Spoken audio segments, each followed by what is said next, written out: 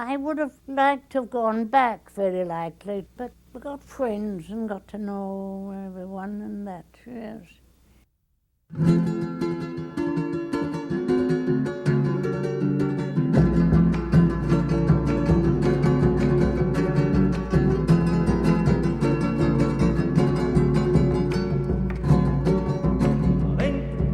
¿Para qué es querer? ¿Para qué es amar? Puesto que en el mundo nos pagan tan mal. ¿Para qué es querer? ¿Para qué es amar? Puesto que en el mundo nos pagan tan mal. Si el amor no nace de tu corazón, deja pues de amar, no es obligación. La ira, la la la la ira, la la la la la. Deja pues de amar, no es obligación.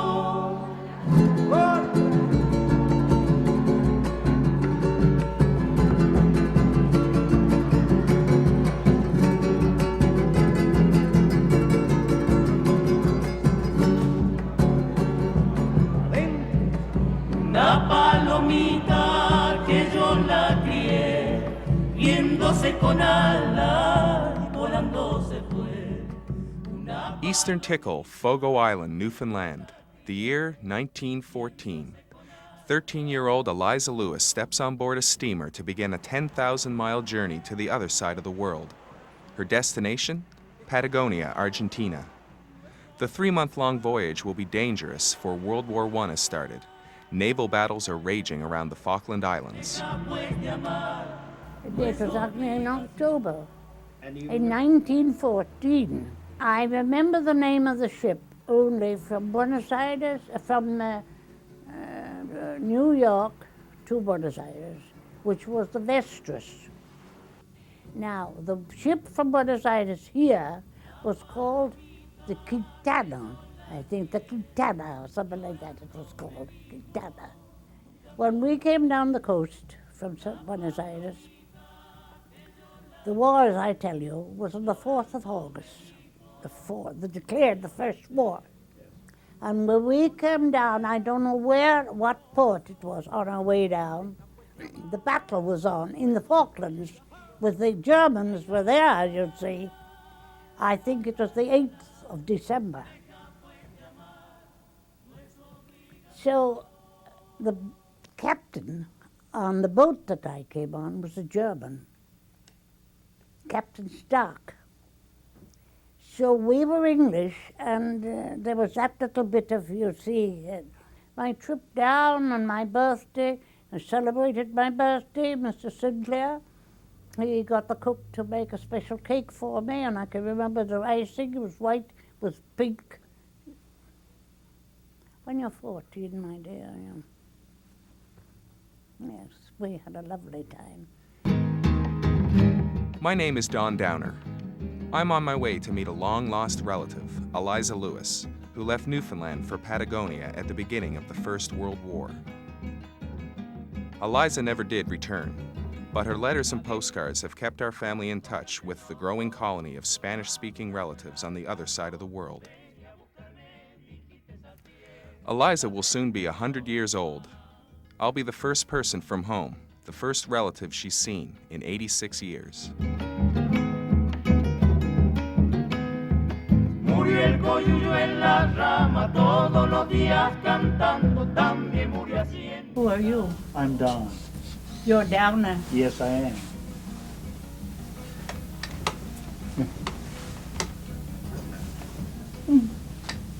Marvelous of me to think.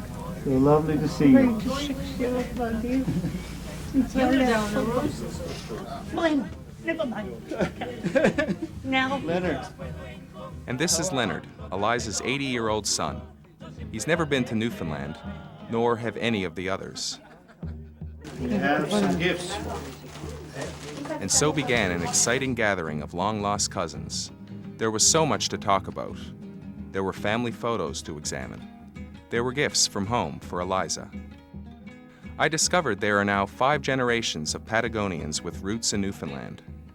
Eliza is the only surviving member of the original pioneer family.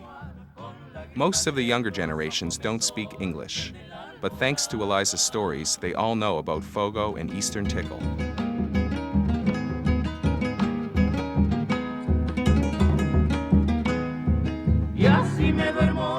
This is Susie, Eliza's grandniece, a journalist, and this is Kate, Eliza's sister-in-law. Patagonia is sheep country, so as you'd expect, they eat a lot of lamb. It's cooked the traditional way, over an open fire. Another Patagonian tradition, the sipping of mate, a herbal tea. So these are my Patagonian relatives, and this is the first family contact in nearly a century.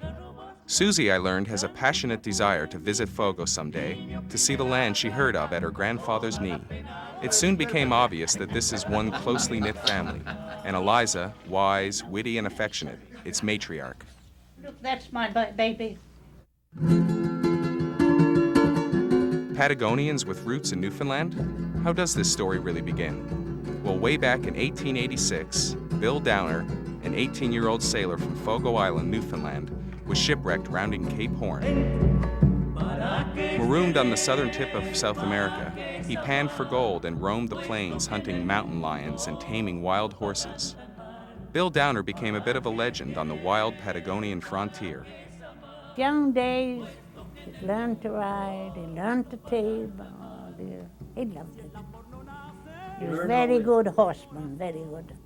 He learned all these things when he came to Yes, yes, he learned it all. In 1914, Bill Downer, by then a successful sheep rancher, returned for a visit to the land of his birth and fell in love with Margaret Ann, a widow with 3 children. One of them was Eliza, who didn't take kindly to her mother marrying this cowboy from Patagonia. When Mother told me she was getting married, she could have stabbed me with a knife.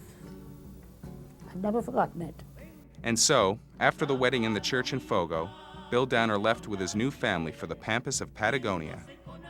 They entered a different world.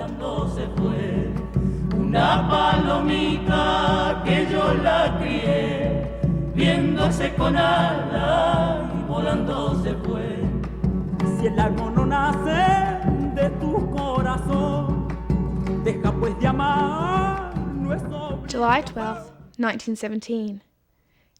Well, I think I just had my last days at school. Although I like sitting school here, and the youngsters are nice. It's not like Fogo. I did not think I would like it first, but I'm glad now Uncle Will come here from Newfoundland when he did. I'd love to row out in a punt in the harbour again. The icebergs in the harbour in spring made everything so cold. Your friend, Eliza. I was thinking about Mother, they used to call me Tomboy. Why was that? Why was that? Probably because you said it yourself. You were so active. You liked the outdoors. You know, I'd love to go back to Fogo and just to look and think of where I used to play around and around about. The years have not dimmed Eliza's memories of her childhood in Eastern Tickle, the men in the boats, the women and children on the flakes, drying fish in the wind and the sun. We walked to school, to Fogo. It's no distance, is it? Or is it? Not that far. And I used to talk about a mile, my dear, but a mile is nothing really, is it? And you go in Patagonia, it's leagues. A mile is nothing. So, I mean, we went to school every morning, and the weather, the snow, yes, in the winter. The schools, yes, it was. And then we didn't come back for lunch or food at midday. We took a sandwich or something with us. And we got back about 4 o'clock in the afternoon. And then Mother would make a special sandwich. Well, I don't know what it was, but bread, butter, sugar, and cream. It's lovely. Of course, we had a cow, see? Mother used to do the milking. And I told you about my kneeling down and saying my prayers in the snow. Didn't I tell you that? Well, one morning I left and Mother was watching us going off. She was at the window upstairs. Because our windows were double. They were double windows. And she was watching us and she said that I was kneeling down. Well, anyway, I got up and away we went again to school. So when we got back from school, Mother said, what were you doing kneeling down the snow? Well, I said I forgot my prayers. I forgot my prayers, so I kneeled down in the snow, and Will had to wait for me until we started, and so that's how it went off. The teenager from Newfoundland matured and blossomed into a beautiful young woman. She fell in love and married Mark Lewis. And when I knew my husband for the first time, I went on horseback. They were neighbors, you see, yes. He was 23 when we married, and I was 18.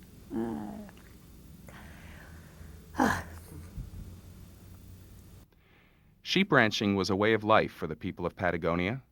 The farms or camps, as they were called, were scattered throughout the plain. For weeks, you wouldn't see another soul. Eliza recalls that most of the people that did travel through would stop for the night at any farm they came to. Years ago, in the camp, there were lots of people, men folk, who would pass on horseback. And, mother was doing the cooking, and so they had just something to eat. They would, if they stayed, if they asked to stay the night, they stayed the night. The next day, they'd probably say, well, could they stay because they wanted to wash clothes? They washed their clothes. Well, all right, stay an extra day. So the next day they carried on horseback. Some would come with a troop about 10 animals. Some would only come with 2. Some only came just 1. And they just went on like that. Carried on until probably they were looking for work. They probably would get work this farm, but they might get work the next farm and carry on like that.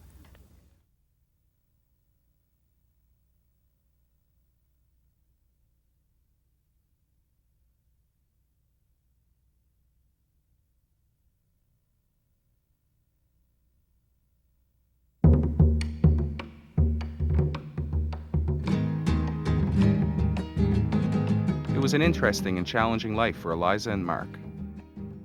Eliza showed me pictures from the early days, gatherings of family and friends, her brother and sister, her mother and stepfather, Bill Downer, the original settler from Newfoundland. Icebergs and codfish were distant memories now for the little colony from Fogo Island. The talk now was of sheep and the price of wool. For newlyweds, Eliza and Mark, life was good, for a while. October 23rd, 1923. A short note, my dear, since this is a sad time in all our lives. Mark was such a wonderful husband. He died a month ago today. I don't know if you knew that. I never thought I would be left in this state, though. He fought so hard, but in the end the doctors in Buenos Aires said they could not do anything else for him. We thought we should send him there in his last days before he died. You see, consumption has taken away our best. It's true the good die young. Much love, your friend Eliza. I looked after the farm. I looked after all the management of the farm there, see, until Leonard took it over after, yes. So when he took it over, well, that was it. But before I managed, we managed with the books and all that sort of thing, yes. Eliza now found herself alone with 2 small children and a lot of work. The enterprising young widow adapted quickly and became quite successful. The sheep farmers of Patagonia did quite well in the 30s, and World War II kept the price of wool and meat quite high. But the good times did not last. With the emergence of synthetics, the price of wool on the international market began to fall. One by one, the sheep ranchers of Patagonia were forced out of business. Eventually, the Lewis family, too, reluctantly, sold off their stock and moved to town. Leonard took me out to see Horquitas, the estancia where he was born and raised. In the estancia, Bill Downer and Margaret Ann gazed down on rooms that once rang with the laughter of children. This was Eliza's home. Here she wrote her letters to Fogo. Here the family made a good living as sheep ranchers, but not anymore. Leaving Horquitas was difficult for Eliza and Leonard. And he took the sheep away because everything went down. You see, what's gone against him? The wool has gone down. Meat has gone down. And when he went, we've been buying for a freezer for meat. But there's meat. You see, the people couldn't afford, because as the meat went down so low and the wool, You can't pay, my dear. There's no money. And the government has done nothing in the Argentine for the farmer. They've looked after the city, but not the... And Patagonia, they didn't know about Patagonia. It's only Patagonia's come up now, with the tourists coming.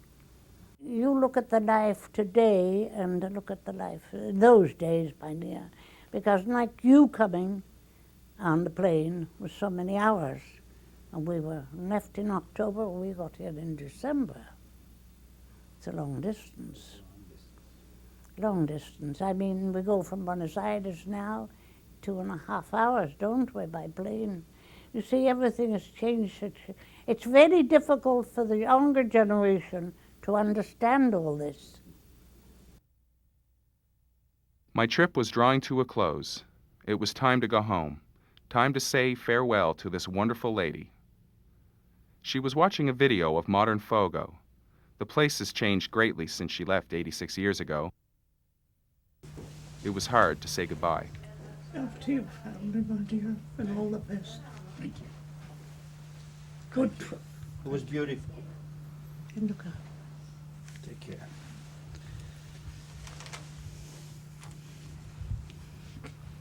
Lovely seeing you down.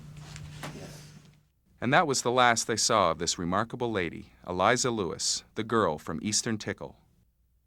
I've traveled 10,000 miles to this beautiful country and discovered a piece of my family history.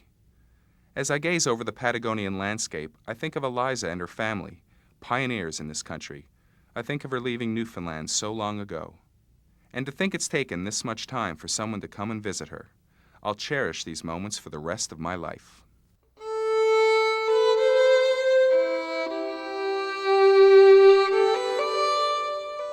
Newfoundland, months later. Patagonia was still very much on my mind. I kept in touch by phone and letter. Eliza was still in good health, her 100th birthday rapidly approaching. Since I'd left, Susie had married and was expecting a baby. But the biggest news was that she and Leonard were coming to Newfoundland. They wanted to see their ancestral homeland, the place where Eliza and Susie's grandfather were born. Thank you. Thank you, my dear. Gracias. Bye-bye. Bye-bye. There she is with you. I see him. I see them. Yeah, I see the two of them. Look, over there, look. They're over there. Arrival at airport. Leonard and Susie, our long-lost Patagonian cousins, here in Newfoundland at last. A long trip for a very pregnant young woman, and an 80-year-old who loves his smokes. I haven't smoked for 24 hours. Oh, my Lord, you might even quit smoking there later. Newfoundland intrigued Leonard and Susie. The snug coves with their gaily painted boats, the roughly hewn wharves and stages, the lobster traps.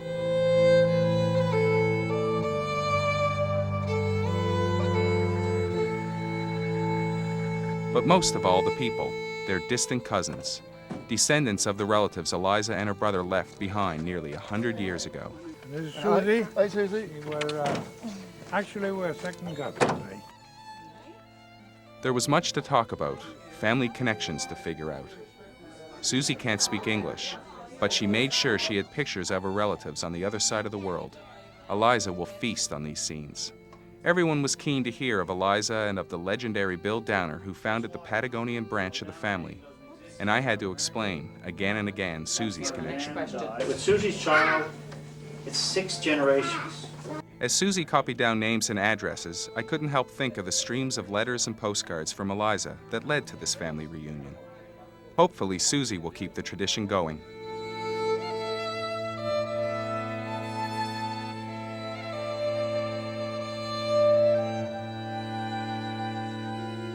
It was quite a thrill for me to show Leonard and Susie the place they'd heard about all their lives, Fogo Island, where their ancestors lived. A dream come true for Susie.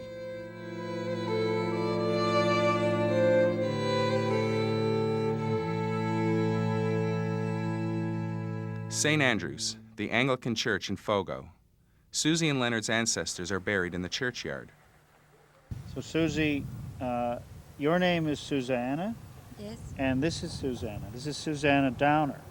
yes. She would be my great-great-grandmother, and I would say your great-great-great-great-grandmother. So the name is staying in the family. A fisherman kindly consented to take us to Eastern Tickle, a mile or so from the town of Fogo. Eastern Tickle was abandoned a few years after Eliza and her family left for Patagonia. Here it is. There's nothing left now to indicate that this was once a thriving little community. No wharves, no stages, no fish flakes, no houses. Nature has reclaimed Eastern Tickle.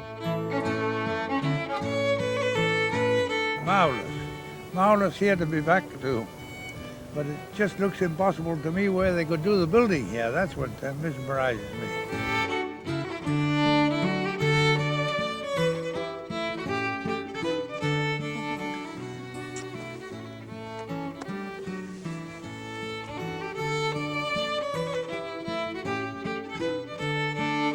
The soil may be thin, but the roots are strong. Our people lived here on the edge of the North Atlantic for generations, coaxing vegetables from sea-washed gardens. A way of life foreign to Susie and Leonard, yet vaguely familiar, for they were raised on stories of this place.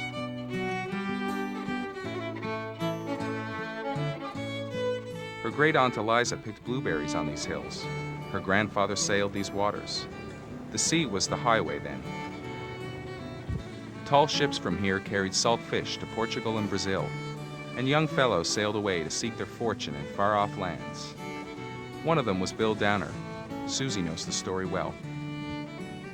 Of how he was shipwrecked rounding Cape Horn, of his return to marry her great-grandmother, of Eliza, with her brother and sister, whisked away from here as teenagers to a strange land at the other side of the world, of their life there as pioneers on the pampas of Patagonia, youngsters from Eastern Tickle. Susie has now seen where her people came from. It's a dream come true.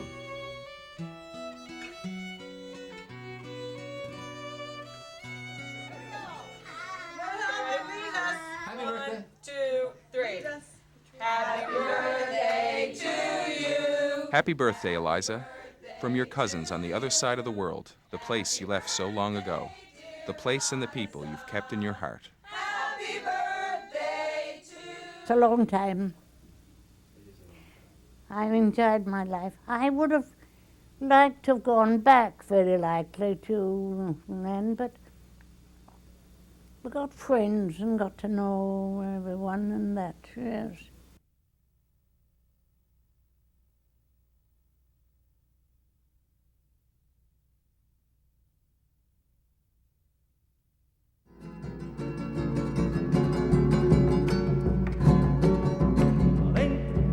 ¿Para qué es querer? ¿Para qué es amar? Puesto que en el mundo nos pagan tan mal. ¿Para qué es querer? ¿Para qué es amar? Puesto que en el mundo nos pagan tan mal. Si el amor no nace de tu corazón, deja pues de amar, no es obligación. La la la la la la, deja pues de amar, no es obligación.